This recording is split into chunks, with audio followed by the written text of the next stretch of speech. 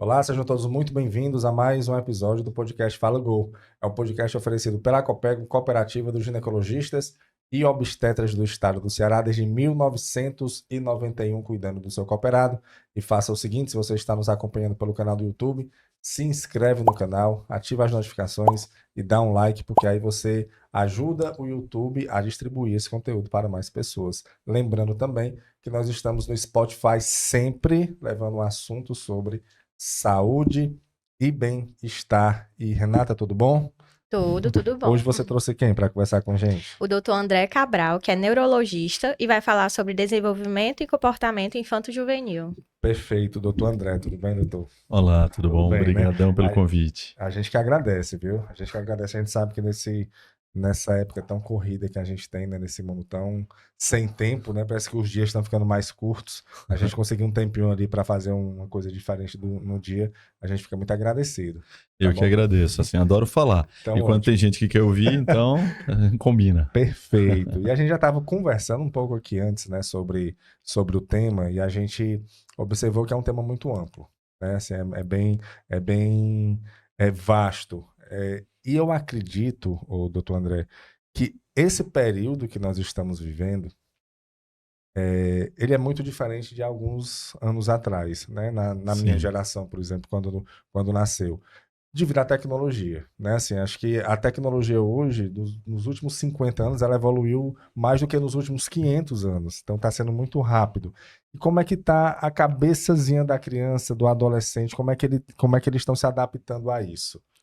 essa pergunta é muito interessante, porque Hum, eu acho que isso vai influenciar em todo o que a gente acaba fazendo no consultório, hum, né? Então, como neurologista infantil, a gente recebe crianças que têm questões relacionadas ao desenvolvimento, mas muito também sim. relacionado ao comportamento. E a gente viu que o excesso de telas parece contribuir negativamente Hum, para o desenvolvimento infantil. E é o contrário do que se pensou lá atrás. Quando surgiram os computadores, todo mundo achou que iam colocar as crianças no computador, na internet, uhum, porque iam colocar na ponta, né, na vanguarda assim do novo. E eles poderiam então ser pioneiros e com isso desbravar novos caminhos. E esse pensamento ele persiste até hoje. Você vê muita gente muito precocemente colocando crianças ao uso de tela. Tem um artigo interessante mostrando com que idade as crianças eram expostas à tela na década de 80 e 90. hum. A primeira vez aos 4 anos de idade, né? E eles usavam cerca de 40 minutos naquela época.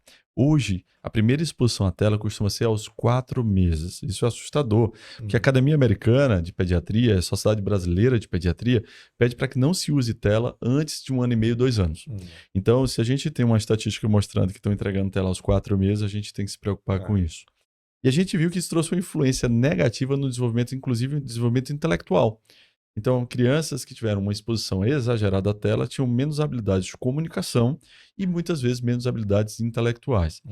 E aí uma série de outros prejuízos relacionados à ansiedade, a questão da própria hiperatividade, da desatenção, já que a tela acaba sendo um formador de multitarefas. A gente consegue, através da tela, fazer muitas coisas ao mesmo É tempo. verdade. E isso é bom? Não. Isso é ruim. A gente viu que ser multitarefas não é uma coisa bacana para um cérebro em desenvolvimento. Hum, Depois de desenvolvido, sim. Aí sim, você já com sua total personalidade formada, com sua capacidade de reconhecer se eu sou multifocal ou não, eu consigo fazer bem. Mas enquanto informação, não é uma boa. Para a criança, isso não é bom. Para a criança, isso não é bom. Muito melhor para a criança é a exposição à vida real, contato com a natureza, contato com outras pessoas, a frustração. Hum, Se eu pudesse te dar um conselho, você ia perguntar assim, André, o que é bom para uma criança? Eu dizer, ser frustrada. hum. Ser frustrada talvez seja um dos maiores presentes que você pode dar para uma Olha criança. aí. Porque ali ele vai começar a entender assim, o que é que acontece na vida real Uhum. e desenvolver ferramentas para poder chegar mais longe. Então, as portas vão bater. Vocês têm uma certeza que a gente tem, nós dois temos, seremos frustrados Sim, inúmeras vezes. sim. Então, se eu sei lidar com isso, se eu sei transpassar essa barreira, eu vou longe.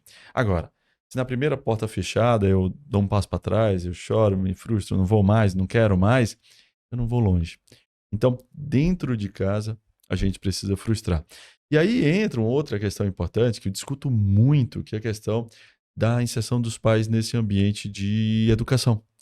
Hoje, os pais, mais que em outras épocas, trabalham muito e muito fora de casa. E às vezes, por uma questão de recompensa, eles acreditam que precisam dar mais do que estar presente. Uhum. E aí entra no mecanismo perigoso, né? Então, uma criança carente de presença, eu vou lá e dou presentes para ela. Uhum. E aí ela começa a se acostumar com essa recompensa imediata através de presentes ou de comida. Muitas vezes é um alimento também. Enquanto que o maior presente que ela poderia ter era, seu pai e sua mãe. Tanto com coisas bacanas quanto com a frustração que eles poderiam dar, que às vezes não dão. Mas essa questão da frustração é muito importante, viu? Porque talvez esse aí é um excesso de zelo com a criança, de não, eu não vou frustrar para ela não sofrer, mas você está fazendo o contrário, né? Isso. Você está fazendo um sofrimento futuro para ela, porque ela está criando a personalidade dela ali. Se ela cresce e sem se frustrar, as primeiras oportunidades, as primeiras experiências que ela vai ter com frustração, ela não vai saber lidar com isso. E eu não sei se isso tem a ver, mas a gente conversou aqui com uma psicóloga na época daquele do setembro. Qual foi o mês do suicídio? É o setembro? Isso. E aí é o setembro amarelo, né? Isso. Setembro amarelo. A gente conversou com a psicóloga e ela disse que aumentou em 49,9, 50% o número, a quantidade de suicídios em jovens, adolescentes de 14 a 19 anos, Sim. né? Eu acho que é um absurdo isso, né? E eu não sei se isso tem a ver com essa questão, porque é muita coincidência, né? E se você começar com essa questão de uso de tela, você começar e essa falta na educação de você frustrar, não sei se isso tem alguma coisa a ver. Tem muito a ver com a menor habilidade de lidar com os problemas, né? Okay. E a gente, quando fala de tela, a gente tem um problema em relação ao tempo de tela, em relação à exposição precoce, em relação ao conteúdo. O conteúdo é outra coisa que as pessoas se preocupam pouco, mas que tem que se preocupar muito mais. A gente, vamos lá, voltar para a infância. Na minha infância, a gente tinha poucos produtores de conteúdo. Você só tinha as grandes redes de televisão. Isso. Então, elas tinham um conteúdo. E aí, tinha aquele momento que você assistia de manhã, a Xuxa lá, você ia assistir. Se você assistiu, gostou, só no outro dia. Então, tu tinha que exercitar a tua espera. Ah, André, mas então à tarde tinha Mara Maravilha, tinha Angélica. Sim, então você podia esperar o fim de tarde, assistir o programa delas e mais uma vez você era agraciado com a programação infantil. Terminou? Só no outro dia. Hoje é sob demanda. Eu quero assistir um desenho animado tal. Ele liga um streaming, ele liga bota no Netflix ali, Netflix, tem no YouTube, ali, e ele vai para aquele episódio e ele bota aquele trecho. Terminou, eu vou para outro. E assim, a ansiedade é tão grande que a gente não espera mais nem a abertura. Já tem lá, pular a abertura. Então vamos pular a abertura. Ninguém espera a abertura. O que antigamente a gente assistia a introdução, né? Não, se você quiser hoje flagrar, saber se a pessoa tem mais ou menos idade, você canta a abertura do desenho animado e todo mundo canta junto. Todo mundo canta junto. No futuro hoje não vai mais ter não isso. Não existe, né? Quando você vai falar uma abertura de um programa, a pessoa maratonou tudo e vai dizer, não conheço a música não, pulei todas. Sim. E era importante. Essa espera era importante. E aí você tinha essa programação, que a gente pode até discutir, tinha qualidade, não tinha qualidade, mas era uma programação que ela passava por algum crivo. Ela tinha um mínimo de critérios. Quando você vai para o YouTube, quem são os produtores? Todo mundo. Todo mundo. Então você está sujeito. Tem gente que estuda para fazer um conteúdo, tem gente que trabalha aquele conteúdo, tem gente que não.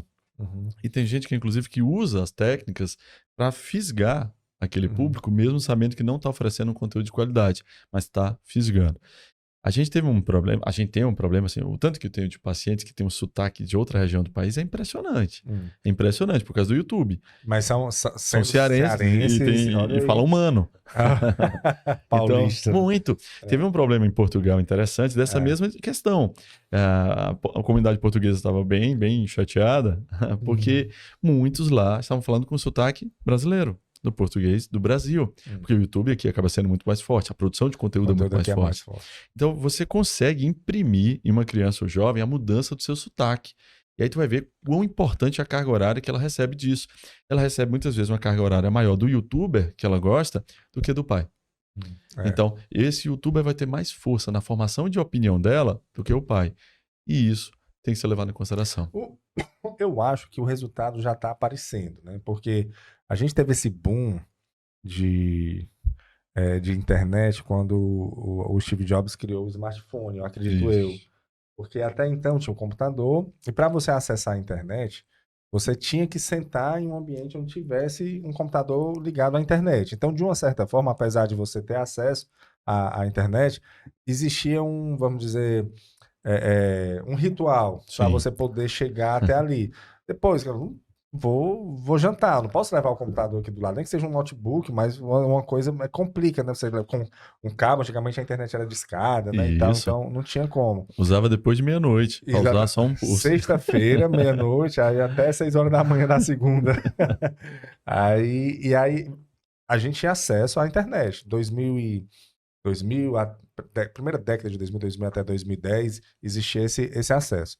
Mas aí o que foi que o Steve Jobs fez? Ele colocou a internet na sua mão, né? Isso. Então, antes que você tinha que ir para um local acessar a internet, você está aqui jantando e resolvendo problemas do trabalho, ou acessando algum vídeo, ou vendo alguma coisa. Então, hoje em dia, é o seu parceiro ali. E a gente já está em 2024, né? Então, o impacto disso já deve estar aparecendo, né? E a gente sempre relacionou, a minha geração sempre relacionou a tecnologia com pessoas de QI alto, né? A galera inteligente mexe com tecnologia. Mas em relação ao nível de QI da geração dessa nova geração, está compatível com a normalidade? Está maior, já que eles tiveram um acesso melhor? Como é que está? Saíram alguns estudos bem interessantes que mostraram que pela primeira vez a gente tem uma redução de QI de uma geração seguinte a uma geração anterior. Né? O que é muito importante. Isso aí é grave. Isso nunca aconteceu, né? Porque normalmente a geração evolui. Tanto né? o QI evoluía, quanto a gente também tinha dados que mostravam que a nova geração ela entrava no mercado de trabalho em posição e também em salários maiores do que a geração dos seus pais. E pela primeira vez isso também decaiu. Então eles estão tendo salários menores que seus pais. Essa geração que está vendo. Pela primeira vez. A gente está tendo uma queda disso. Então a gente tem uma consequência muito grave para isso. Né? Você falou assim sobre o uso do computador. Antes o computador ele era mais compartilhado. Sim. Embora tivesse o nome de PC, um personal computer, era como se fosse pessoal, mas não era pessoal, era a família toda que usava. Cada um tinha direito a ter uma pasta. E eu gosto de conversar com meus adolescentes, porque às vezes eu vou explicando para eles, sabe como é que começava? Eu queria usar, eu vou entrar na internet. A primeira coisa era tirar as capinhas. Tinha uma capinha pro teclado, uma capinha para o CPU, uma capinha para o notebook, uma capinha para caixa. Eu ia tirando um horror de capinha, botava tudo aqui do lado. Capinha, tio. Capinha. Tinha umas capinhas, acredite. Igual aquela capinha de botijão de água ali que a galera bota, tinha também a capinha do computador. E aí você ia acessar, então tinha um ritual para entrar na internet. Quando o celular tocava... Quando ia tocar, você já sabia que a caixinha dava barulho. Nessa época não, né? Pegou, Tony? Não, para não cair poeira, mas o celular é interessante porque a caixa de som vibrava. Isso. Aí, vixe, vamos ligar para mim. Vamos ligar. Eu vibrava a primeira caixa de som para avisar que o telefone ia tocar. Isso era tecnologia. Ele demorava, o computador demorava. Só que isso fazia o quê? O compartilhar. Se você quiser reduzir o dano de qualquer meio eletrônico, faça através de compartilhamento. Se eu pegar uma TV e botar 3 garotos sentados para assistir um programa, não é tão ruim. O ruim é a tela e o garoto. É esse isolamento social que a tela, através das telas móveis, celular e tablet, criam. Isso é muito ruim para o desenvolvimento infantil. A gente tem problemas relacionados à questão neurológica do desenvolvimento. A gente tem problemas relacionados às questões de obesidade.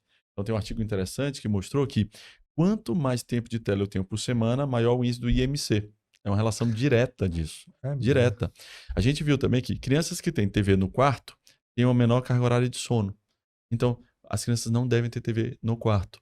A TV deve estar na sala ou no quarto dos pais. Mas quando você coloca no quarto, ela tende a assistir mais e tende a dormir menos. Então, são medidas que a gente precisa se policiar. A gente pede para que você tenha um ambiente sem telas. Então, vamos lá. A gente chega para a criançada, para a família, e diz assim, não tem tela na mesa de refeição, não tem tela dentro do carro, não tem tela na cama, na hora de dormir. Então, e outra coisa, horário de tela. Então, eu vou liberar a tela de 6 às 7h30. Então, tem que ter um horário bem definido. Não pode ser a qualquer momento ou quando eu quero. Nunca. A criança almoçando e no celular. E vou te falar um negócio. Depois que já está almoçando com tela, para tirar é muito difícil. Então, o segredo é não colocar. O problema é porque é mais fácil para você dar... A criança não gosta muito de comer. Inicialmente, depois fica difícil do mesmo jeito e você não consegue tirar a tela. Né? Como é que a gente faz para tirar? Eu vou te dizer o primeiro truque, mas o primeiro truque é bem difícil. A gente tem que tirar o nosso. A gente não ficar sem celular. Pode, o pai, a mãe, televisão. não pode... O mínimo. Mas estimular outros hábitos. o hábito do esporte, o hábito da leitura, o hábito da conversa. Porque a gente não pode estar segurando o nosso celular e virar para a criança e dizer, ó, tá há muito tempo aí no celular, hein? E voltar pro nosso. Voltar, né? Essa aqui é a dificuldade. Tem umas tarefas assim interessantes que eu converso com os pais, às vezes a gente bota um horário para fechar a tela. Então, 8 horas da noite, todo mundo fecha a tela em casa. Nem que depois que as crianças durmam, 8h30, 9 horas dormiram, os pais peguem de novo seus celulares. Mas que tenham aquele hábito em família de todo mundo desliga junto. Porque não dá para eu dizer para a criança que ele usa muito se a gente também usa. A gente usa demais. Demais. E até porque ele é o reflexo, né? É o exemplo. Ele repete o que a gente fala e a gente faz. E olha, né? Quanto que a gente usa de tempo que depois não produz nada. Nada. Quanto que a gente fica assim, só passando para cima, mudando, depois a gente desliga, meu Deus, não fiz nada numa hora aqui fazendo nada. Doutor André, eu vou dizer uma coisa, né? Na época, eu já fiz essa comparação aqui. O cigarro, antes, ele não tinha filtro. Quando ele começou a ser industrializado, vendendo em larga escala, ele não tinha filtro. As pessoas fumavam porque era legal, Sim. né? Legal, novidade, tal. E começaram a ver o impacto disso nas décadas posteriores.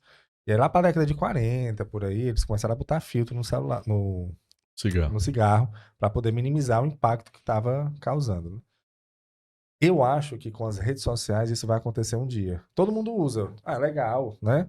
A gente sabe que não é tão... Assim, a gente fica um pouco mal e tal. Isso não, tem pessoas que ficam ansiosas, tem pessoas que ficam... essa questão da comparação, de ver a vida dos outros e tal. Mas ninguém tá tendo filtro com isso. Né? Como se diz, a tecnologia não pode parar, ela tem que evoluir. Eu não sei. Vai chegar um momento que vão botar um filtro aí de alguma forma. Essa é uma discussão que já existe. Porque, assim, se você tá dizendo pra mim que essa geração era o QI pela primeira vez... o QI da geração posterior foi menor do que a geração anterior, coisas que não é o normal, né? É porque a gente ainda está a gente está muito na época ainda da recomendação. Então, assim, as sociedades médicas estão recomendando, precisa reduzir o tempo de tela, precisa expor somente depois de tal idade. Mas a gente vê que isso não é acatado e que isso traz um problema de saúde pública. Então, em algum momento, o Estado vai lá e toma para ele. Pronto. Só que aí começa a discussão. Quanto que pode o Estado intervir? E aí entra uma discussão muito maior do que a saúde, que é a questão política disso tudo. O que a gente esperava é que as pessoas respeitassem mais as orientações de recomendação médica mesmo. Cara, eles estão mostrando isso aqui. Tem um artigo mostrando que isso não é saudável para o meu filho. Por que eu vou arriscar? Por que eu vou entrar nisso? Então, era o mais importante. Mas assim, que é a mesma questão como todo o tabagismo. Precisou chegar ao governo e dizer assim, não vai mais fumar em locais públicos, não vai fumar dentro de aeronave, não vai fumar em tal lugar. Se tiver uma criança junto, também não pode. E aí mudou. Não existe mais publicidade. O cinto de segurança, né? Que também foi uma transição. No começo, todo mundo se sentia preso, tinha gente que queria usar por trás, queria burlar. Hoje em dia, todo mundo entra no carro e coloca o cinto e tá tudo ok. Ninguém... Então, vai precisar ter alguma regulamentação? Vai. Porque a rede social, e aí a gente sai da eletrônica para a rede social, ela traz um risco um pouquinho maior. Porque tem a inteligência artificial e o algoritmo atrás disso. É isso aqui. Então, ela faz com que haja um radicalismo para qualquer lado.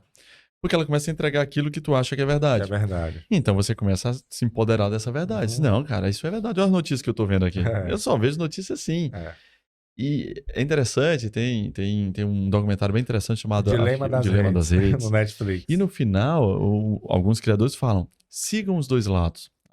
Assim, para evitar que você fique alienado num caminho só, siga os dois lados. Então, siga as duas correntes políticas, siga duas opiniões de economia. Isso. Você vai para dois lados. E aí você vai ficar recebendo informação dos dois lados, você vai poder ter um poder de julgamento. Hoje as pessoas não conseguem julgar, elas recebem apenas uma informação e elas acham que estão corretas. Estão corretas. E aí a briga da feira. Não, e se alguém vier contra a sua opinião, mas meu Deus, você é ignorante, você não está vendo. Você não está vendo as notícias. Não é que a pessoa não está vendo, é porque você está só ali isolado na sua verdade.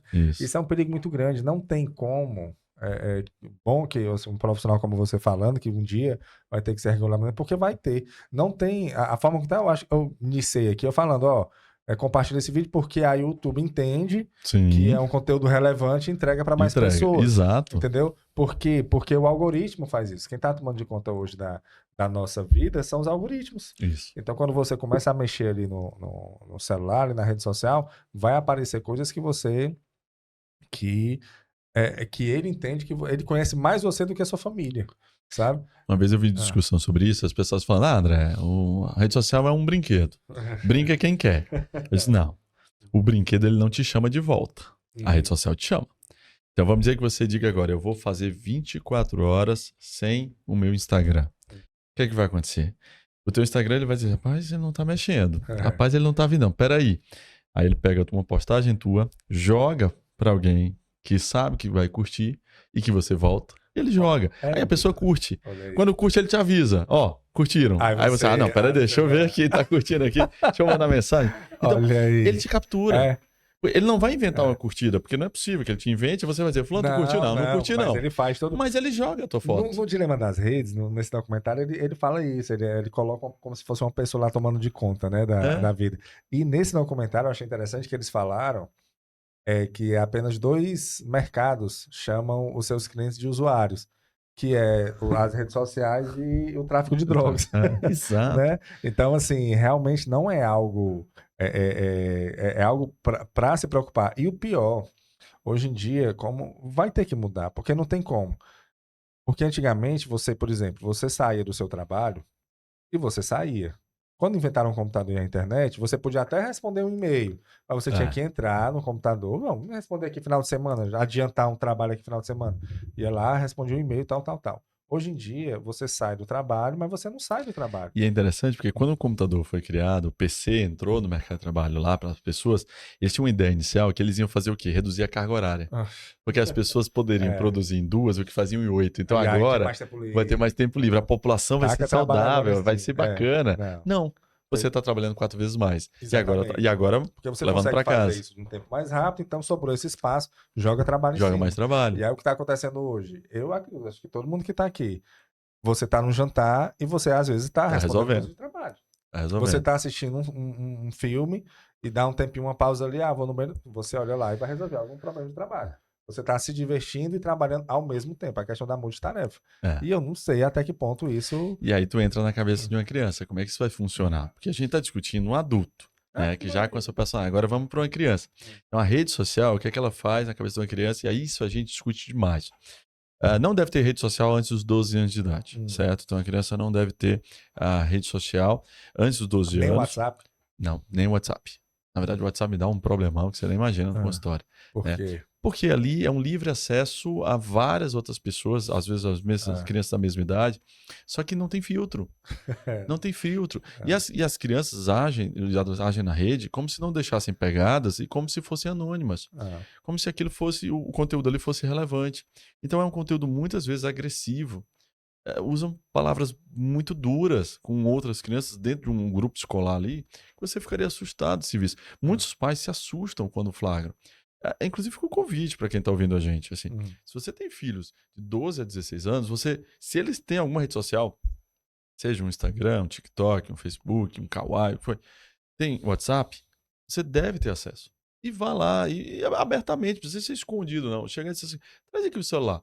Eu fiquei curioso, eu vi ali um podcast que me deixou preocupado. Deixa eu ver aqui suas conversas. Não, pai, não vou deixar. Não vai deixar, não tem. Não tem, se não vai deixar, você não vai ter. Porque não tem essa de não deixar. Eu explico muito, dos 12 aos 15, o celular nem é do jovem da criança. É do pai, é emprestado. A gente tem que acabar com esse negócio, ele ganhou um celular que agora é dele. Não é dele. Aos 12 anos ninguém tem nada que é seu. É de alguém e que ele está usando ali. E aí a gente tem que ser muito firme nisso, para evitar os problemas que a gente tem no consultório, que são muitos relacionados a um assédio, relacionado ao bullying, o cyberbullying, isso é incontável. E para a cabeça de um adolescente, muito de uma criança. E aí eu vou lá e eu exponho uma rede social. Então, uma garota lá com 12, 13 anos, eu tenho uma garota, ela tem rede social. O que vai acontecer com essa garota na rede social? Ela vai começar a expor fotos em busca de um like, né? Todo mundo quer ser popular, todo mundo quer ficar famoso, todo mundo quer ter uma relevância e ser uma autoridade em alguma área. Então ela vai lá. Ela postou uma foto com a família, teve 3 curtidas. Ela postou uma foto com um cachorro, teve mais 7 curtidas. Opa, cachorro é legal, vou postar outro cachorro, 9 curtidas.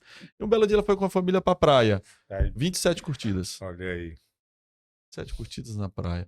O cérebro dela nem raciocina muito, mas ela vai postar mais na praia. E a gente viu que a exposição do corpo, quanto maior, mais curtidas. Uhum. Então, ela vai sendo direcionada para uma exposição exagerada. Que se ela tem mais de 18, e é esse o intuito, o objetivo, dá Tudo para bem, né? Uhum. mas se é uma Para um criança, adolescente, né? se é uma criança, e eu tô, como rede social, estimulando isso, então é só isso que a gente pede. Ó, eu preciso ter um filtro na trava. E às vezes até a própria rede social poderia pegar com menor de idade e dizer assim, ó, essa foto tem um conteúdo inadequado. Será que você conversou com seus pais antes de expor essa foto?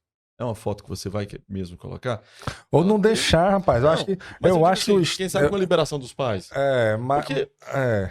porque assim, a gente vai entrar num outro problema, que é a Não. questão da censura, Sim, é uma sim. discussão enorme. Como médico, tudo que eu acho é que não deveria. Mas aí a gente entra a mesma questão do cigarro, né? Poxa, é censura. Isso, Antigamente a era, medida de segurança, era censura. Poxa, eu não posso fumar no restaurante. Que estão me censurando? Não, cara, isso. porque é o impacto de saúde Saúde pública, né? pública. Então, É. assim, Isso também é saúde é pública. saúde É pública. muito saúde pública. Muito. É muito. Demais. E aí, essa é uma questão que é da overexposição, e da outra é um conceito, uma sigla em inglês chama FOMO, Fear of Missing Out, é o medo de estar fora da vibe, Sim, do que sim. está acontecendo. E eu falo muito sobre isso, porque a gente pega o Instagram, e aí eu estou citando muito o Instagram porque ele foi a primeira rede social de fotos. Sim. Então a imagem é muito impactante, Uhum. principalmente para o jovem, né? A gente sai de redes que eram mais grupos de relacionamento, como o Facebook, né? O Orkut antes No disso. Orkut, sim. E agora o Instagram ele veio muito com a questão da foto. E aí, se você abrir seu Instagram dia de quinta-feira, tá todo mundo viajando. Tá todo mundo num canto massa, que é o TBT, né? Então vai estar Sim. todo mundo postando numa coisa muito legal.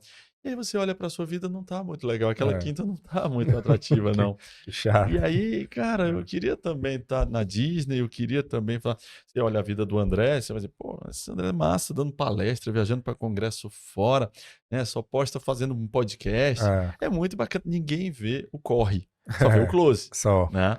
E aí a gente precisa, né, o cuidado, porque você é adulto, você sabe, rapaz, o André tá aqui, mas depois o André sai correndo, vai atender, ele corre, tá no hospital, tem perrengue para resolver. O jovem não. O jovem ele é imediatista. Então ele começa a se espelhar. E aí ele vê a vida de outros jovens ou de ídolos e começa a acreditar que aquilo é uma realidade que ele não consegue. E aí tem um sentimento muito ruim de ansiedade, de angústia, porque não atinge. Então, é inatingível muitas vezes. Eu cito um exemplo que é de uma artista famosa que foi no Louvre e tirou uma foto com Mona Lisa e postou no Instagram. E assim, a foto é ela, a Mona Lisa aqui atrás, mais ninguém, super exclusivo. E eu fui na última viagem com a minha família, tirei uma foto, a gente desistiu porque a fila estava gigante, muita gente. Aí é um selfie, eu, minha esposa, minhas duas filhas de longe, a Mona Lisa lá atrás, um horror de gente no meio do caminho. E aí eu postei do mesmo jeito. Só por quê? Porque eu tenho hoje 45 anos, então eu tô muito seguro do que para mim é felicidade. Aquela foto, para mim, a minha foto é felicidade. Mais do que a da artista que eu vi. Mas se eu tenho 15 anos, eu volto frustrado da França. Eu disse, cara, eu fui até lá e minha foto tá muito ruim, eu não vou nem postar. Porque massa é a foto dela, sozinha com a Mona Lisa. É difícil para um jovem ter esse discernimento. Então somos nós. Se somos mais velhos, vamos dizer, ó, cara, isso aqui é para ti, isso aqui não é para ti. E aí a rede social vai nisso. A rede social como o Instagram já tem algumas travas, sabe? Assim, você tem umas redes que tem menos travas. O TikTok tem bem menos travas. Se você for ver o TikTok, ele expõe o teu conteúdo para muito mais gente.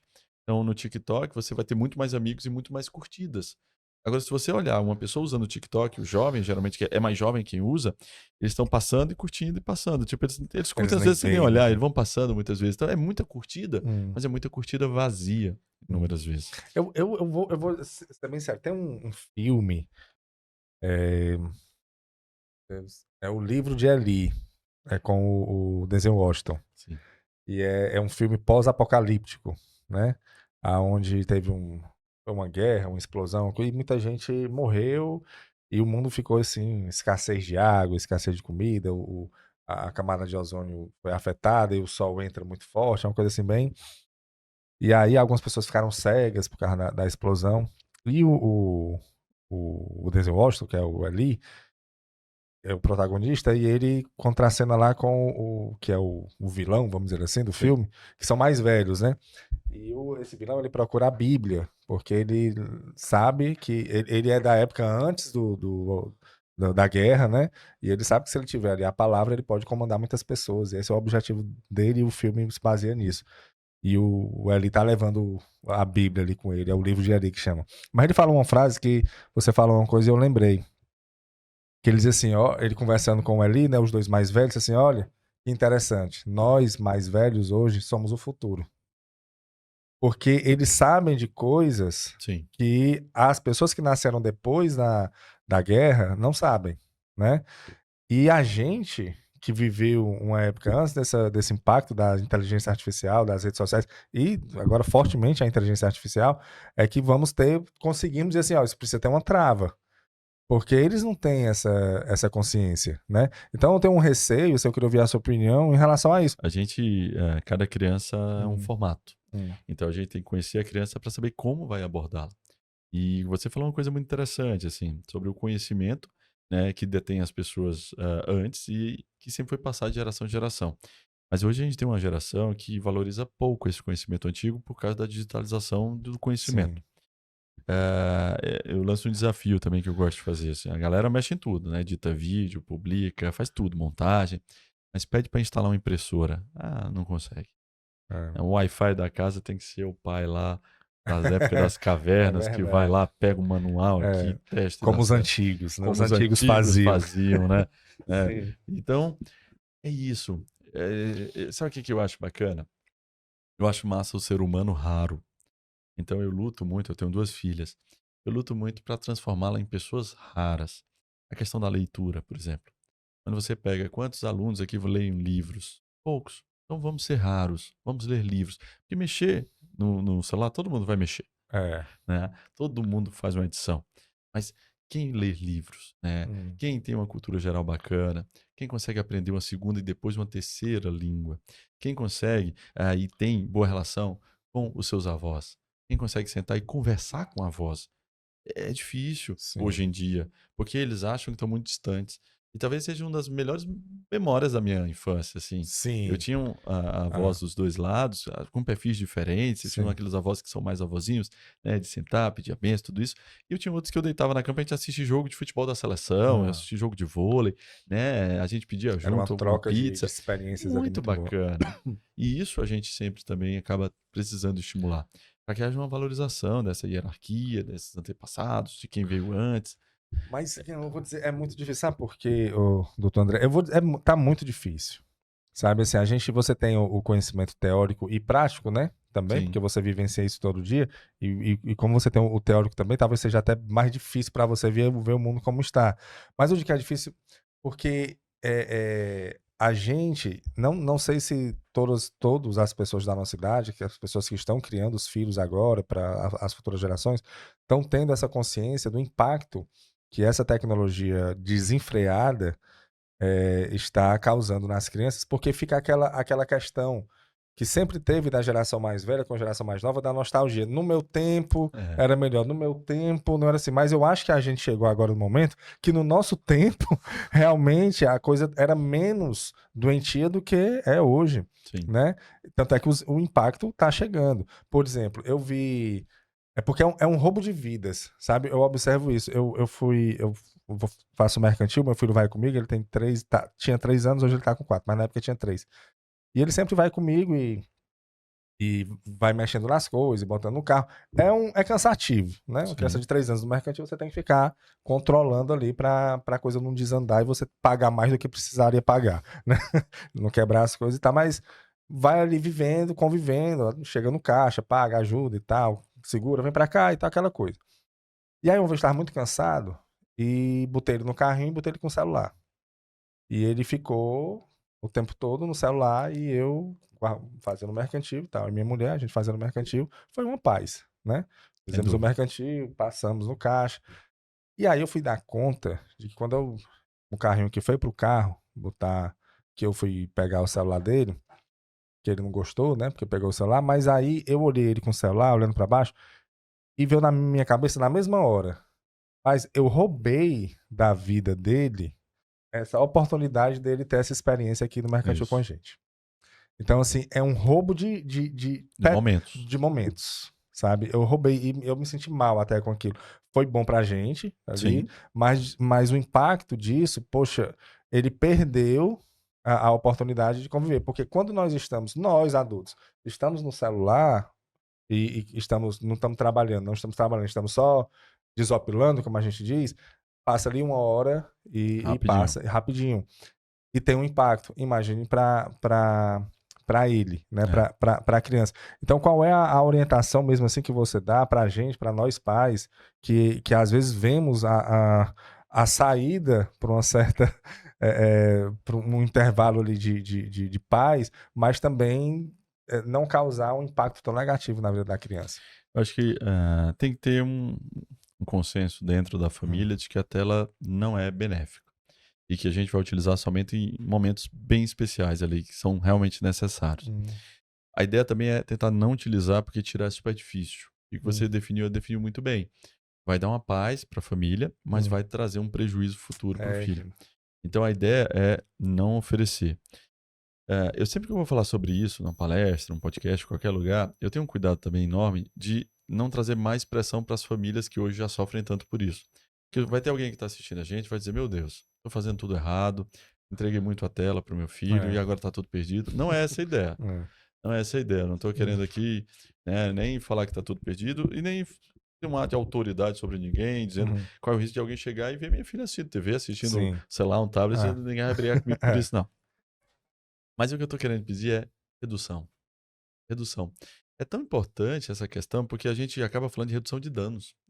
A gente não fala mais em suspensão completa de tela, porque isso não é possível hoje no mundo de hoje. Assim, eu chegar e dizer assim, ó, 0 tela para criança.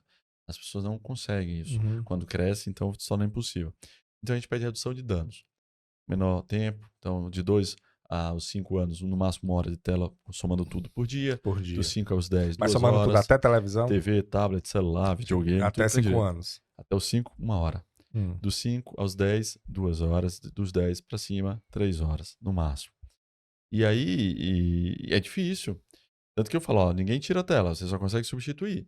Se o menino tá na escola, aí vai para natação, tem uma aulinha de inglês, aí enche a criança de atividade. Aí você consegue, porque se você disser, não, ele tá em casa o dia todo e não vai usar a tela, é muito difícil. É muito difícil. É muito difícil. As televisões hoje vêm no controle, o Netflix e o YouTube, no controle, tá? A criança não precisa ter um 200 para... o símbolo tá lá. Tá lá o símbolo, então ele vai lá e aperta, né? Exato. E aí, outra dúvida que eu tenho, doutor André, a gente vem ouvindo muito falar de autismo nos últimos anos, né? E eu já ouvi falar de que existe uma relação entre uso de tela e autismo. Eu não sei se isso é mito ou é verdade. Existe alguma relação entre isso? O que a gente viu? Assim, houve um acréscimo muito importante do número de crianças dentro do transtorno espectro do autismo, né? Então, a gente viu que esse número cresceu por algumas razões. Cresceu porque a gente reconhece mais fácil, então tem mais diagnósticos, mas também houve um aumento, né, muito importante nos últimos anos. Hoje, a última estatística é de quase 3% das crianças norte-americanas de 8 anos de idade. Isso é bem alto, não tem nenhuma outra condição médica que esteja crescendo tão rapidamente. As telas parecem influenciar negativamente no desempenho da linguagem, da comunicação. Ah, não, André, não concordo. O meu sobrinho, o meu filho assiste, ele fala inglês. Tal. Isso não é comunicação, isso é inteligência. Você nomear cores mesmo em inglês, isso é da inteligência. Comunicação é eu perguntar para uma criança a idade, ela me responder, ela me fazer uma pergunta de volta, isso é comunicação. Então, se eu estou exposto à tela ali, e eu estou simplesmente memorizando algo, informação, só estou trabalhando a memória, mas não o desempenho de troca, né, que é a comunicação. Então, a gente não encontrou uma relação de dizer assim, olha, as telas causam autismo. Não, mas as telas trazem um prejuízo no desenvolvimento da linguagem. E o autismo é também um prejuízo da linguagem. O autismo é a dificuldade na interação e na comunicação social. E junto com isso vem um comportamento próprio, né? Que a gente chama de comportamento estereotipado. Às vezes de balançar, às vezes motores, de balançar as mãos quando está muito empolgado, uma fuga do contato visual, um brincar ordenando as coisas, enfileirando, empilhando, separando por cores. Isso pode acontecer num brincar natural da criança, mas que a gente percebe que é um exagero disso, porque ele não vai para o lúdico, ele não brinca de faz de conta, ele mantém toda a sua brincadeira nessa ordenação. Então a criança em algum momento fazer isso não quer dizer que ela tem essa característica. Não. Não, Entendi. se ela faz isso em alguns momentos, ok. Mas se você percebe que essa é o brincar, ele só brinca dessa forma, Uhum. que você coloca outra criança da mesma idade e ele não consegue interagir, porque ele prefere uma forma e aquela forma é a única, aí precisa de uma avaliação. A gente vê, será que há uma dificuldade de comunicação? Sim. E aí vamos ver. Porque às vezes é falante, mas não é comunicativo. A outra questão é sempre ver, será que ele consegue se conectar a mim? Quando eu peço uma coisa, ele entende, vai lá e atende isso, e me responde, e acena na hora adequada, e aponta. Ah, faz tudo isso, André. Não, então é comunicativo. Porque às vezes a criança é falante e não é comunicativa. Sim. Ela fala todas as letras, todos os números, mas você pergunta a idade e ela não te responde. Então, o autismo cresceu bastante, né? Cresceu muito nos últimos anos. E a gente sabe que tem relação com fatores da vida moderna. Quais os fatores especificamente, ainda não há uma clareza nisso, Sim. mas há claramente um fator da vida moderna que influencia nesse aumento. Influencia mesmo, então, né? Muito. Mas assim, hoje em dia, uma criança com essa característica, ela não. Ela consegue ter uma vida, eu diria, Típica. típica, né? Depende. Hum. Depende Do nível, né? pronto, do Sim. nível de suporte que você precisa dar para ela. Se a gente imaginar o nível 1 de suporte, que é o autismo leve, né? Que antes se chamava de síndrome de Asperger, mas que a gente não chama mais assim, é até importante passar essa informação. Hannah Asperger, né? Foi um médico que depois foi descoberto que ele tinha envolvimento com questões relacionadas à Segunda Grande Guerra, à Alemanha nazista. Então, a medicina não homenageia personalidades que tiveram, né, qualquer envolvimento. Então, cai o nome síndrome de Asperger, a gente não utiliza mais isso. E vocês vão ver cada vez mais a gente falando só nível 1 de suporte, ou algumas pessoas também utilizando um autismo mais leve. Então, nesses casos, quando a gente não tem grandes prejuízos pela ansiedade, por uma depressão ou por um TDAH, a pessoa pode ter uma vida típica. Muitas pessoas já adultas recebem o diagnóstico hoje em dia e conseguiram ter um bom desempenho profissional e pessoal. Agora, quando a gente está falando de pessoas que têm um grau mais moderado ou mais grave, né, um nível 2 e 3 de suporte, aí é bem mais difícil que eu consiga dizer que ela terá uma vida típica. É uma vida com necessidade de um apoio Sim. maior. Então, é dependendo do nível mesmo. Né? Isso, depende muito do nível de cada criança. E aí, como seria o comportamento dos pais em relação a isso, né? Como é que eles têm que agir? Porque, assim, o objetivo é levar para a vida adulta, né? Isso. E aí, como seria a vida adulta, dependendo do... Desde o primeiro momento de identificar que aquela criança tem algum atraso, ela deve procurar um apoio, né? Porque feito o diagnóstico, você recebe um mapa, uma instrução. A gente tem medo do diagnóstico, mas o diagnóstico ele não é um rótulo. Ele não vai classificar teu garoto, ele vai te dizer, ó, esse é o caminho.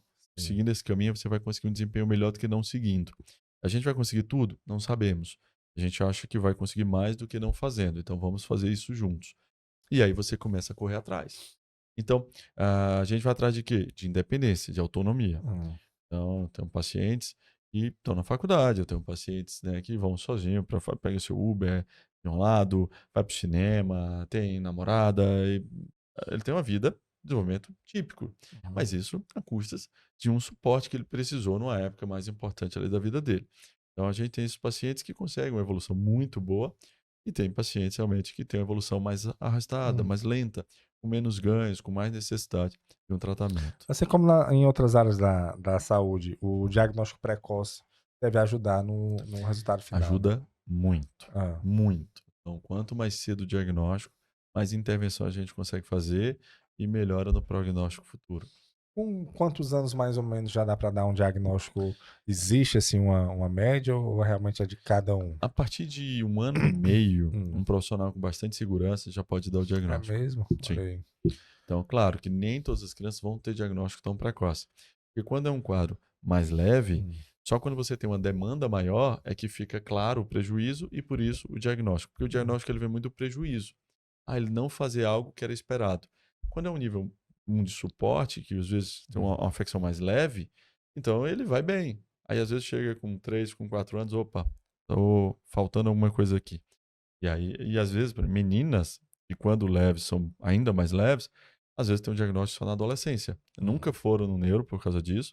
E na adolescência elas percebem, eu tenho menos prejuízo. Ou, desculpa, eu tenho menos interação. Eu gosto das minhas amigas, mas eu não gosto das amigas das amigas. Uhum.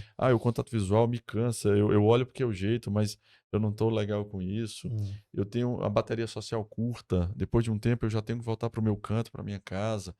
Então, ela começa a reconhecer que tem algumas características nela que ela mascara. E aí ela procura apoio e recebe um diagnóstico, às vezes já na adolescência. Beleza. E aí a gente falando da questão da criança e adolescente, porque assim, 2010, que foi quando teve esse boom, né, da tecnologia, colocando... Porque o problema não é a rede social em si, porque a gente estava falando aqui, até tinha um Orkut, né? Na década de Sim, 2000 tinha um Orkut. Só que para sim. você acessar o Orkut, você tinha que ir para um computador, né? Isso. Então, já volta para aquela questão de você ter que se programar para aquilo. E Mas, a base do Orkut era a comunidade. Ou comunidade. seja, era troca. É, Era sim, troca. exatamente. E tem, eu ainda bato nessa tecla de você ter que. Você tinha Lan House, né, antigamente, que você Isso. ia pra Lan House pra acessar e Aham. tal. É assim, você tinha a sua vida e tinha algum momento que você ia pra esse entretenimento. Era um Isso. entretenimento na época, né? E de 2010 pra cá, não. Isso cada vez mais tá fazendo parte da nossa vida. E aí as crianças hoje estão ali com seus 14 anos, 14, 15 anos, né? E a gente já viu que tem sim um impacto no desenvolvimento da criança nesse período. Mas o adolescente, certo? A gente falou que, viu aí, que até 5 anos, 1 hora de tela, até 10 anos, 3 horas de tela e tal. Mas o adolescente que já não tem mais como voltar, né? E tá nesse mundo. Como é, o que é que você orienta quando chega no seu consultório? Assim, rapaz, porque aumentou, a gente conversou Sim. aqui, a gente até falou que aumentou o número de suicídios, depressão, ansiedade. Adolescente, eu vi uma vez numa entrevista de adolescentes tendo crises de ansiedade quando o celular está perto de descarregar e ele não está Isso. com o carregador próximo. E aí é, é, estimula uma ansiedade nele. Então, como é que você orienta para ele viver nesse mundo de hoje, para que não tenha um impacto tão grande na vida adulta? Primeiro que sim, o trabalho ele tem que vir lá de trás, Hum, sabe? A gente viu o impacto da opinião dos pais sobre a tomada de decisão da criança, ela é muito forte, muito alto, mas ele vai reduzindo e no adolescente ele é bem mais frágil. O hum. adolescente leva mais em consideração seus pares, né? Ou seja, os Olha outros aí. adolescentes e o que ele recebe de informação das redes sociais, tudo isso, do que o pai fala. Então, André, mas e aí, tá tudo perdido? Não, eu começo na infância a falar para esse adolescente, porque ele fica. E aí, quando já maior, quando adolescente de verdade, ele também vai seguir o que eu falei. Então, é muito importante começar cedo. Também já, não, André, mas passou desse ponto já, Já já tá deu. adolescente. E É. agora? É olho no olho. Hum. É olho no olho. É conversar. A gente tem um artigo aqui, que é nacional, inclusive, é super interessante. Mostrou aqui. 5 refeições em família por semana diminuem o risco do uso de substâncias ilícitas, ou de abuso de álcool, ou de gasear a aula. Ou Olha seja, aí. você fazer 5 refeições por semana em família. Então você precisa escolher. Ó, lá em casa nós vamos almoçar juntos. Não, nós vamos jantar juntos, porque almoçar eu não consigo. Não, então vamos tomar o café juntos. Mas a gente precisa disso. Não dá. E tem que ser todo mundo. É naquele momento que você vê que tem alguma coisa errada. É naquele momento que o garoto solta alguma coisa que você, opa, peraí, vamos conversar sobre isso. Às vezes ele não vai falar dele, ele vai falar do colega. Ah, o meu Uhum. colega não tá bem. Por que não? E aí puxa um assunto. Agora, adianta se eu fizer essa refeição e cada um tá com a sua tela? Não, Não. não. Faz sentido. Adianta se a TV estiver ligada ali do lado e tá todo mundo olhando? Não adianta. Nesse momento é zero tela, porque você força o contato visual, você força que alguém solte uma pista que estava doido para falar, Hum. mas que não tinha um momento. Ali na mesa, a garota vai lá e fala: a fulana não tá bem. Sério? Mas eu conheço tanto a fulana, o que foi que houve? E E aí aí ela vai começa a abrindo. contar uma história, e aí você vai vendo, mas e sua opinião? Você conversou com ela, e aí você vê que não é só ela, talvez seja também a tua criança, e dali surge muita coisa. Então, 5 refeições por semana. Não é pedir tanto. De novo, alguém vai estar ouvindo a gente, vai estar dizendo, André, para ti é fácil, para mim não é, eu viajo e tal. Uhum. A ideia não é uma pressão, sabe? Tudo que a gente está falando aqui são as sugestões que podem ser utilizadas, às vezes não vão ser possíveis, mas se conseguirem, faz diferença em casa. Tá? Eu lido muito no consultório com situações reais. Então, sempre que eu vou dar entrevista, eu lembro de quem eu atendo, da vida real. Uhum. E aí eu falo uma questão como essa, e é como eu te falei, alguém vai dizer, eu viajo direto, estou vivendo um problemão e não consigo mudar. Então, tenta fazer algo assim, tenta estar presente, tenta fazer chamada de vídeo todos os dias para os filhos. Olha, eu estou viajando, mas lembrei e eu encontrei um negócio aqui que eu achei engraçado, eu vou te contar e tal. Para ter um vínculo. Esse vínculo, ele é muito bacana e ele é importante lá na frente. Eu estava discutindo isso com o pessoal, assim. Cria-se alguns vínculos na infância, na adolescência, que vão para a vida toda. Eu fui trocar de carro há pouco tempo, e aí o que é que eu fiz? Assim, eu chamei meu pai para ir lá na concessionária para mostrar o carro para ele. Por quê? Porque a minha vida inteira, meu pai que sempre entendeu de carros. E eu sempre falei, pai, vou trocar de carro, o que é que o senhor acha disso tudo? Então eu acho interessante, é um papo normal, eu e ele, a gente chegar e mostrar o carro, né? E aí é interessante, ele foi comigo, opinou sobre o carro, e eu, aí, bacana, comprei meu carro depois. Então, eu não preciso da permissão do meu pai, Pra mas não comprar. é permissão, Mas é um... Entendi. é um costume. É uma cultura, é um natural para mim. Uhum. Seria estranho se eu chegar criado para assim. ele de surpresa assim, ei, comprei um carro. É, Ele é sério. Por quê? Porque eu confio na opinião dele. sim. E eu acho que a opinião dele é válida, é bacana. Ele vai Isso me foi dizer criado coisa na bacana. infância e adolescência, né? Total. É, Isso não vem depois. não vem depois. Não acontece depois. Então a gente tem que aproveitar enquanto eles são pequenininhos ali. É. Pra poder Enquanto a gente trazer tem uma rotina. controle físico deles, né? Exato. Depois A gente fica sabe onde é que eles punk, estão. fica difícil. Onde sabe onde eles estão. Isso. E você falou uma coisa que eu achei muito interessante. Olha como a nossa vida tá maluca, né? A gente tá vivendo um período maluco mesmo. Olha, 5 refeições por semana. É o que a gente orienta e tal. Assim, quase um apelo, né? É um apelo. Só, pelo amor de Deus, vamos lá. 5, a gente... E para algumas pessoas é muito difícil isso. Não porque elas são pessoas ruins, não. É porque realmente a vida tá num turbilhão tão grande de informações e de atividades que fica difícil. Mas se a gente olhar para trás, antigamente, que não existia essa tecnologia que existe hoje, almoçar com a família não era obrigação, era a realidade, né? Isso. Era o normal. Era o que Era a acontecia. família se reunia ali para jantar, não tinha a televisão, era quando tinha, né? Era depois, né, da refeição. Então o que a gente está tentando, olha que absurdo, né? A gente evoluiu, mas tem que pegar tradições antigas para poder, porque entendeu-se que mentalmente para a gente e para as crianças e adolescentes de hoje é mais saudável ser assim. O ser humano, ele precisa dessa rotina. A gente tem que parar de achar que a gente é independente, que a gente é o indivíduo e pronto, nós somos comunidade. A tecnologia. Eu não entendo, assisti um documentário que era, esqueci o nome, mas fala daquele vape, Sim. que é do cigarro eletrônico, né?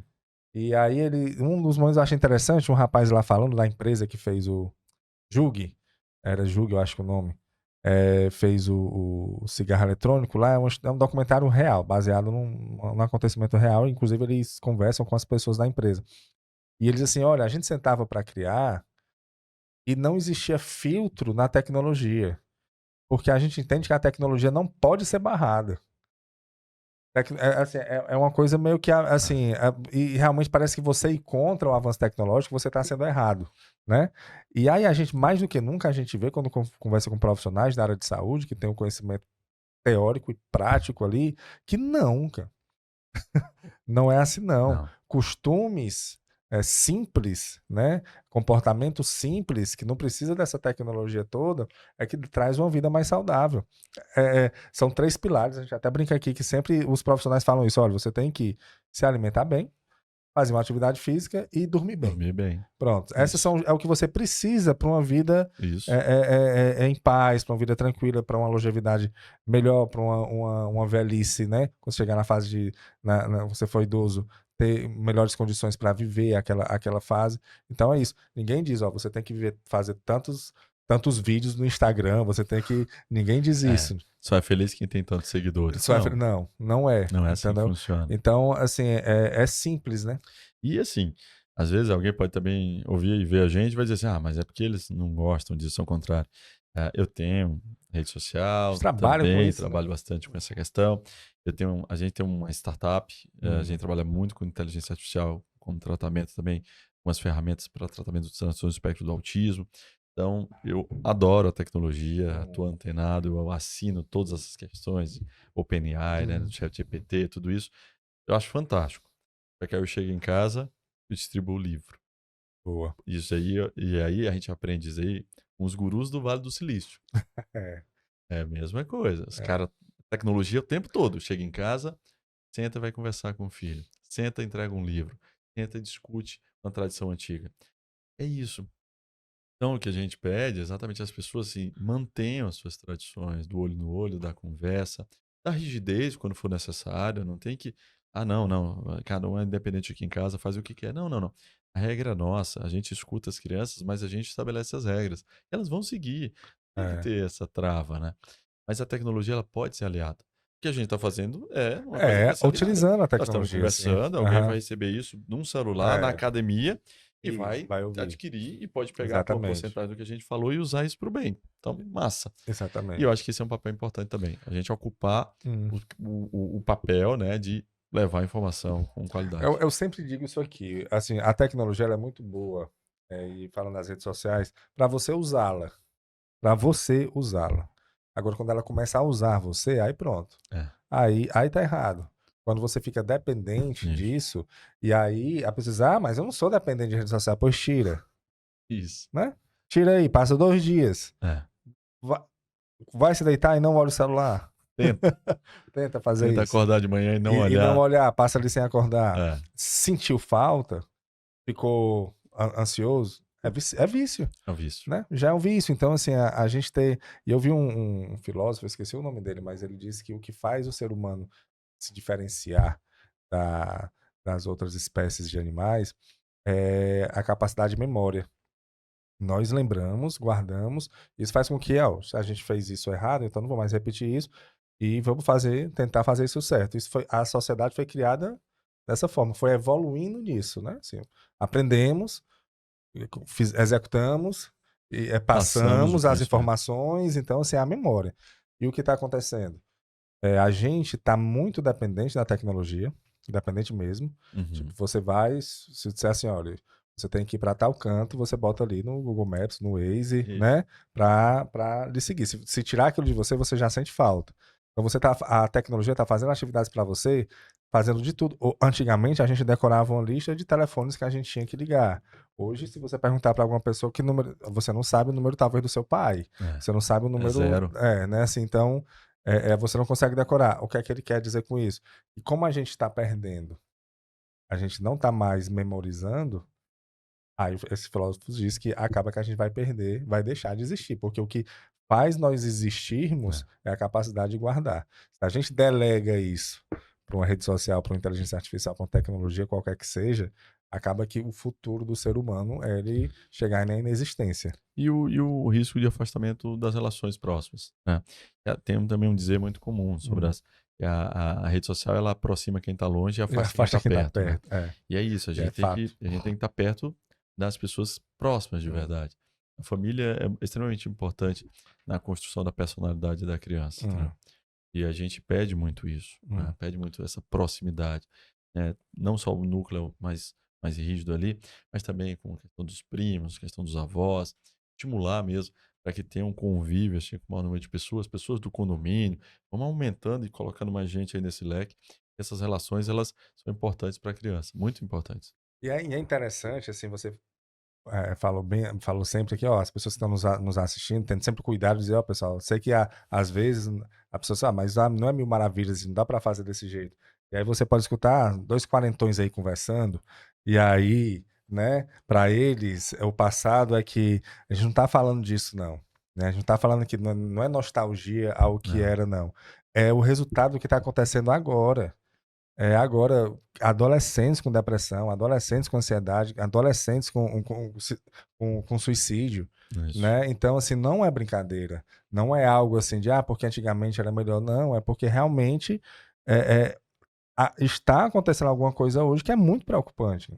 Isso. E você vê isso no seu dia a dia, né? Não é Não, e assim, eu falo muito do passado, a gente falou aqui várias vezes, mas eu não gostaria de voltar. Não, né? sim. Eu acho que agora tá massa. Tá muito massa. Eu acho que a gente tá discutindo muito mais é o futuro. Eu Claro, não sei se o pessoal tá entendendo que a gente tá discutindo a possibilidade de um bom futuro. claro. E por isso que a gente remete coisas que eram feitas lá atrás para trazer um futuro melhor, né? Essa é a grande questão. E não é apenas no achismo, né, doutor? Uhum. Não é no Exato. achismo. Queria muito que fosse. É. Queria muito que, É. que no final o resumo fosse: eu acho que É, é melhor, que é a gente melhor ficar longe das não. telas. Não, não, não. Os artigos já mostraram que a gente vai ter mesmo que reduzir as telas, que o impacto é muito grave na saúde mental de crianças e adolescentes, e a gente precisa usar com cuidado, na hora certa, com a programação certa, né? E entregando para quem precisa ser entregue e restringindo o que precisa ser restrito. Agora eu vou dizer, se você tem que usar uma coisa com cuidado, é porque essa coisa não é muito boa, não, viu? Mas não Usar é? com moderação. Usar com né? moderação é quase bebida, né? Exato. Beba com moderação, né? É algo assim, realmente não é bacana. Teve uma vez que o WhatsApp saiu, de vez em quando, né? Ele fica fora do ar. Aí eu vi uma charginha que dizia assim, WhatsApp fora do ar, né? Filho reencontra a mãe Exato. depois de tanto tantos tempo, o filho sai do quarto e encontra a mãe. filho reencontra a mãe que mora na mesma casa. Na mesma casa. Mãe e filho se reencontram depois de tantos meses, mesmo morando na mesma casa. Então é mais ou menos isso. Aproxima quem está longe, né? Uma tecnologia que você consegue hoje conversar com quem está lá no Japão, mas de uma certa forma afasta quem está perto e rouba oportunidades de você de vida, né? Perfeito. De vida. É isso daí, doutor. A gente está se caminhando para o final. Eu queria que você deixasse uma mensagem final aqui para quem nos acompanhou, para tentar dar uma luz, né, nesse mundo tão conturbado que a gente vive, com muita informação. E eu ainda digo mais. Observem bastante esse mundo agora. Você falou aí do ChatGPT, você é antenado nas tecnologias, né? E eu venho acompanhando isso também. E o mundo que existe hoje, ele nunca mais vai existir. Ele não vai mais existir. Quando a inteligência artificial, realmente, porque ela já faz parte da nossa vida. Isso. Mas quando as pessoas entenderem o que é que realmente ela está fazendo, vai vir um mundo novo aí que a gente vai estar para ver, mas que eu não sei como é que vai estar, né? Então nós somos, eu acho que é como se a gente tivesse algum certo, eu diria, uma resistência, eu não diria nem resistência, mas um anticorpo, alguma coisa porque nós vivemos uma época analógica. Então a gente sabe que a vida ela não era desse jeito, né? A gente sabe que não é assim. Então a gente tem essa vantagem, eu diria assim, nós temos essa vantagem. É como no filme falou, né? Nós mais velhos somos o futuro, porque nós temos essa vantagem. Mas o que é que você diria para essa geração e para a nossa geração também, para as pessoas que estão vivendo nesse mundo, como se comportar e tentar ter um pingo de saúde mental, né, nessa época? Eu acho que o recado é muito para os pais, né? Porque faz parte, né? Assim, são eles que vão trilhar esse caminho inicial da criança para que depois ela já adolescente comece a acompanhar e depois ela siga só. Então, é manter aquele pé mesmo na tradição, mesmo olhando para o futuro, sabe? Assim, não tá errado ser pai raiz, ser mãe raiz, né? Exigir coisas simples como eu quero todo mundo na mesa agora pra gente almoçar juntos. Se for a questão religiosa, rezar juntos, né? Ter seus programas. Mas eu quero sair todo mundo, vamos todos. Então, tá perto, olho no olho, né? Participar e também ceder, né? Vai ter atividade esportiva do filho? Vamos lá, tamo junto, vamos apoiar. Eu quero participar, eu desmarquei um compromisso, mas eu vou. A gente tem que tentar estar perto. Talvez uma das grandes dificuldades, assim, e para mim isso é uma facilidade, assim, eu curto muito. Então, eu tenho cuidado, porque às vezes eu tô falando isso, eu sei que eu tô falando às vezes pra uma pessoa que não curte. Não, André, eu não curto muito esse momento e tal. Mas eu acho que se a pessoa tiver paciência para entender quão belo é o momento, tá junto com o filho, tá curtindo um jogo de futebol dele, né, ou torcendo junto pro mesmo time, eu acho que ela começa a ver beleza nisso, começa a ser mais fácil. A vida é para ser um pouco mais fácil, sabe? Eu acho que a gente complica demais as coisas. Porque tem uma parte complicada também. A gente não tá achando que é tudo tão fácil. Mas se a gente começar a ver beleza nas coisas simples, aí fica mais fácil. Assim. Então, acho que esse é o grande ensinamento. A gente tentar valorizar o momento em família, em comunidade. E aí a gente sabe que lá na frente vai refletir num garoto com saúde mental, né, com mais facilidade em autonomia. E ele vai estar o tempo todo revisitando o passado e vai poder contar para os filhos dele que bom era no tempo Que dele, bom. onde ele É, tinha aquilo uhum, dali e tal, né? Então, é, assim, é isso que a gente quer formar, né? A gente quer formar pessoas que lá na frente olhem para os seus filhos e digam assim: "Eu era no tempo com papai, é, onde a gente fazia tal coisa". Nesse boa. momento você vai saber, cara, atingiu o objetivo. E só depende de você, né? Assim, Sim. e esse é agora, que no futuro, quando os filhos tiverem, ó, na minha época, que as máquinas não dominavam o planeta, a Exato. gente, a gente vivia assim, mas é isso. Renata, eu queria deixar o Instagram do Dr. André, por gentileza. É @neuroandrecabral. Isso. É isso? Pronto, a gente vai deixar aqui também. Você seguir o Dr. André. E é isso aí, Dr. André. Gostei muito de você, dessa mensagem final. Você falou da simplicidade. Tem outro documentário no Netflix, rapaz, que fala sobre longevidade. E o pesquisador lá, que ele é jornalista, ele foi visitar as pessoas, os locais onde as pessoas vivem mais. E uma característica comum entre assim, as civilizações, né, entre os países, os locais onde as pessoas vivem mais, é que elas mantêm uma vida simples. Na simplicidade mesmo, Sim, assim, do trabalho, até o trabalho delas é manual, sim. sabe? E ele fala que trabalho manual dá essa satisfação de realização e Show. sem ansiedade, e aí as pessoas passam dos 100 anos e com qualidade de vida. Sim. Não apenas passar dos 100 anos, não é porque passar dos 100 anos, mas não aproveitar, não, é passar dos 100 anos com qualidade de vida. Ele foi entrevistar um centenário lá e estava procurando, e aí passou um senhor de cavalo, ele falou, olha, eu tô procurando fulano de tal, dizem que ele tem mais de 100 anos, ele sou eu. E ele em cima do cavalo ainda trabalhando com os gados dele e Bacana. tal. Então, assim, por quê? Simplicidade, né? Olharam. E hoje, assim, você conseguindo usar a tecnologia, né? A tecnologia a seu favor e tentar ter uma vida simples, essa é a grande dificuldade. Mas se você parar para pensar, é o caminho mais correto, né? Sem dúvida, sem Tá dúvida. aí. Assim, talvez não seja simples de você fazer, mas é o mais correto de se seguir. Pois, doutor André, muito obrigado, viu?